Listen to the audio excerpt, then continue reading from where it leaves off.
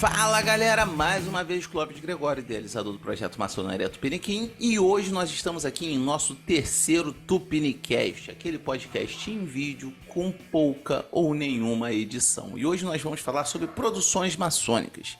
Que tipo de produções? Literárias, filmes e etc. E por que estou abordando esse assunto hoje?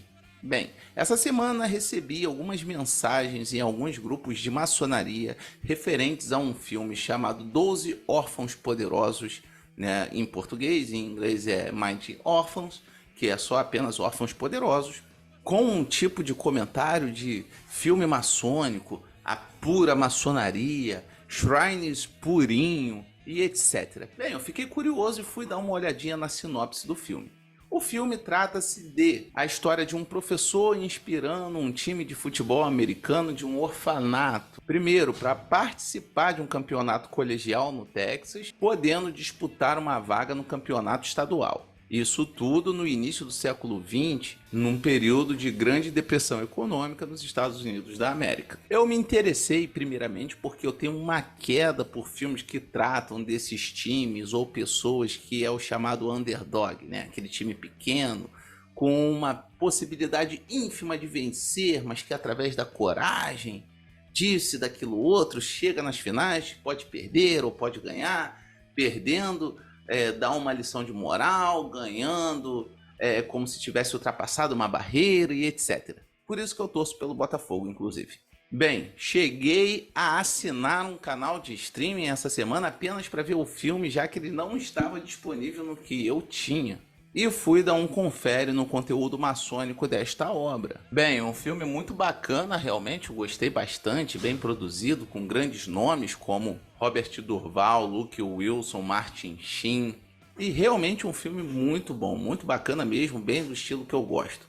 Minha esposa também adorou, mas nas palavras dela não tinha nenhum de maçonaria.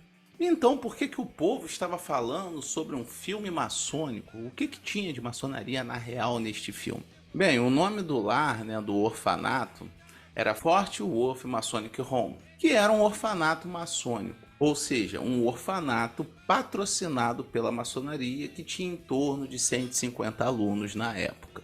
Um outro elemento maçônico é uma caixa d'água, escrito Masonic Home, que aparecia em alguns takes de filmagem. Ou no placar do time, antes de ser chamado de Órfãos Poderosos, era lá Masonic Home. Ah, Clóvis, mas é impossível que não apareça um maçom no filme. Alguns takes de algumas partidas apareciam 2 atores vestidos de Shriners, tocando instrumentos de sopro ou tambor. E eventualmente o Robert Durval aparecia 1 ou 2, não lembro quantas vezes exatas, mas foram pouquíssimas. O nome do personagem do Robert Durval, inclusive, era Mason Hawk, porque o autor construiu uma amálgama, né? Materializou os maçons em um personagem como patrocinador, mas aparecia pouquíssimo. Bem, você pode estar falando, Clóvis, mas os professores eram maçons. Bem, se eram, a gente tem um problema, porque tinha um professor sádico que vivia sacaneando os meninos. E o personagem do Luke Wilson está no filme como um professor de ciências e treinador de futebol americano recém-contratado. Então, assim, a maçonaria é um plano bem lá no fundo. E daí fica a reflexão. Isso caracteriza um filme maçônico? Bem, era um orfanato patrocinado pela maçonaria. Mas o filme era sobre isso ou sobre as conquistas, as vitórias desse time pequeno de um orfanato? Já que queremos colocar uma alcunha de maçônico, que tal a gente falar da obra completa? Primeiro que não era um orfanato em si. Muitos dos jovens que estavam lá não eram órfãos totalmente. Tinham perdido o pai e a mãe, por exemplo, deixava no orfanato para se educar, como um colégio. Filhos de maçons, inclusive. E daí existem diversas outras obras, como A Lenda do Tesouro Perdido, O Homem que Queria Ser Rei, Independência ou Morte, um filme brasileiro que já tratamos aqui no Cine Maçônico, clica aí no card para você acompanhar, Do Inferno, um filme chamado The Freemason, de 2014, com Sean Austin, inclusive é horrível demais, mas tudo bem. Obras literárias como a Trilogia do Templo, do Zé Rodrigues, livro fantástico, livros, né, fantásticos. A Feiticeira do Arco e Assassinato do Mestre Maçom, daquele Zé Ruela lá, tal do Clóvis Gregório, entre outras. Mas vocês caracterizam uma obra maçônica apenas por ter elementos maçônicos, por representar valores maçônicos ou por ter qualquer estética que lembre a maçonaria. Por que estou propondo essa reflexão? Porque de vez em quando vemos irmãos emocionados demais com alguma coisa que lembre a maçonaria em determinado filme ou livro. Poxa, é bacana, né? Você se reconhecer, reconhecer um grupo social do qual você faz parte dentro de uma obra literária que você está curtindo. Realmente é muito bacana. Mas nós estamos prontos para criticar também? Por exemplo, eu dei uma olhadinha na classificação do filme, né, The Freemason, e vi que 83% dos usuários do Google gostaram. O engraçado é que o MDB discorda disso e levou uma nota 4,7. É lógico que nós temos que entender que não necessariamente toda arte é boa e você também pode gostar de arte ruim.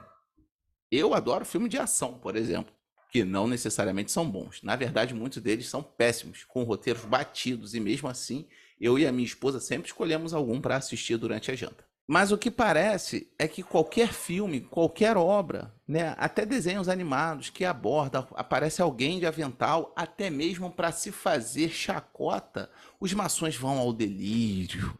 A tentativa é não entender o porquê vão ao delírio.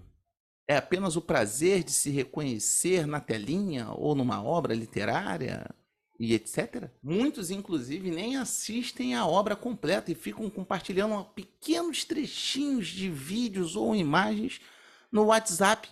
O que me indigna é que até mesmo obras antimaçônicas são utilizadas por esse pessoal. E daí os caras utilizam uma obra antimaçônica para promover a maçonaria sem saber que se trata de uma obra antimaçônica. Essa emoção em compartilhar algo sem ver vem da onde, minha gente? Poxa, eu também me interesso. Conforme eu falei, falaram que tinha um filme maçônico maneiro pra caramba, eu fui assistir. Mas o que de fato tinha de maçonaria nesse filme? Por outro lado, também temos os mega céticos. Por exemplo, temos a ópera A Flauta Mágica, que é claramente inspirada numa iniciação maçônica, e os céticos ficam falando lá, não, isso não é maçonaria, não, isso não é maçonaria. Bicho, é só pegar a iniciação na época do Mozart, os elementos que ele colocou no meio da ópera que consegue se reconhecer. O nome da fraternidade dentro da obra dele é a gruta, não é a maçonaria, a grande loja ou etc. Mas você reconhece claramente uma iniciação maçônica. Então a ideia aqui é propor uma visão crítica. Se a obra é ruim, diga que é ruim. Se a obra é boa, diga que é boa. Agora, é só não sair compartilhando igual um papagaio de pirata, porque você não vendo pode indicar um filme merda, pode indicar um filme ruim, ou que tenha muita coisa imprecisa sobre a fraternidade para pessoas que não conhecem a fraternidade. Para encerrar, um filme, uma obra literária, uma música, um musical, tudo isso tem o objetivo de passar uma mensagem. E não necessariamente é bom e não necessariamente é isento de problemas. Do mesmo jeito que não há problema algum em você gostar de uma obra que ninguém goste. Porém, antes de sair recortando pedacinhos, compartilhando, dá uma olhada na obra. Verifique o teor dela antes de sair dizendo por aí que é uma obra maçônica para acariciar seu ego. Bem, ficamos por aqui em nosso terceiro Tupinicast. Sim, estou derretendo porque eu desliguei o ventilador para o barulho não sair no microfone. Como eu falei, é um podcast com pouca ou nenhuma edição. E se você gosta do nosso conteúdo, não deixe de nos apoiar na plataforma Apoia-se. A partir de R$5 você pode contribuir com o projeto e tem acesso ao conteúdo exclusivo, ou seja, o Maçonaria Tupiniquim Jornal, que sai mensalmente. E sendo assinante, você ainda ganha 50% de desconto no curso livre de História da Maçonaria no Brasil. Bem, ficamos por aqui, um beijão e até a próxima.